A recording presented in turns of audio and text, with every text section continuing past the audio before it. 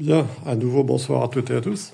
Alors, malheureusement, donc le temps que je fasse une légère coupure sur mon téléphone, ça a suffi à couper la vidéo précédente, donc où j'étais en train de traiter la Moldavie, donc je suis obligé de continuer en faisant une nouvelle vidéo. Donc voilà. Alors la question était justement de savoir quelle allait être l'évolution de la Moldavie et si elle allait pouvoir rentrer en Union européenne. Et maintenant, donc, j'ai pris un autre jeu, le Grand ETIA, pour voir un peu ce qui va se passer dans les temps qui vont venir pour ce pays.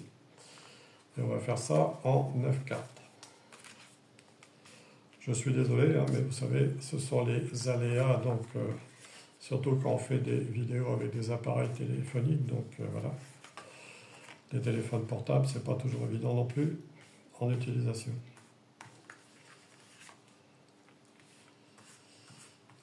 Voilà. Alors je regarde si j'ai bien vu mes 6 cartes. Voilà, hop, 6.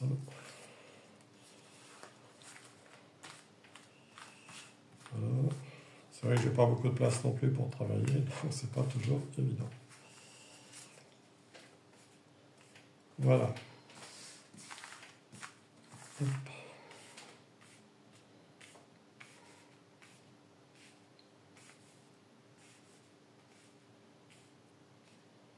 Alors, au niveau donc de ces cartes, donc ici, qu'est-ce que nous avons? Vous voyez, une carte positive ici, donc qui est la carte amour, litige. Vous voyez ici repentir, repentance, changement, vous voyez, avec un cavalier, célibat, joie profonde, succès, le logis et réception, partie. Alors, comment est-ce qu'on peut interpréter cet ensemble de cartes? Pour moi,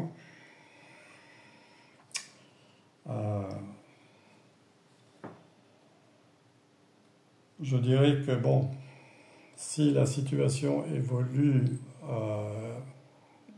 au niveau de la Moldavie par rapport à une adhésion à l'Union européenne, ça ne va pas forcément se faire sans heurts, puisqu'ici nous avons un litige. Et vous voyez, avec repentir, etc. Donc, célibat, qui semblerait donc indiquer une séparation. Alors, il va peut-être y avoir justement une séparation pour la Moldavie par rapport à la Transnistrie, donc voilà. Mais peut-être aussi que célibat semble indiquer un divorce entre le gouvernement actuel donc, et son peuple, ce qui expliquerait peut-être la carte de l'amour, parce qu'il y a une partie du peuple qui n'est pas forcément en faveur justement de l'adhésion à l'Union européenne. Et il y a aussi quand même des partis d'opposition, vous voyez, donc voilà. Alors succès, est-ce qu'on peut dire que ce sera le succès pour l'Union européenne ou le succès justement d'une certaine autonomie justement qui serait reprise par la suite en cas d'effondrement de l'Union européenne? Pour l'instant, il est trop tôt pour le dire, mais pour moi, justement, quand je vois toutes ces épées, cela semble indiquer qu'il pourrait quand même y avoir un peu d'agitation dans ce pays avant véritablement, vous voyez, ici on a 2 cavaliers, hein, donc ici, avant véritablement qu'il puisse y avoir une certaine stabilisation donc, dans le pays. Pour moi, il va peut-être y avoir quand même des troubles qui vont se produire. Voilà, c'est ce que je ressens.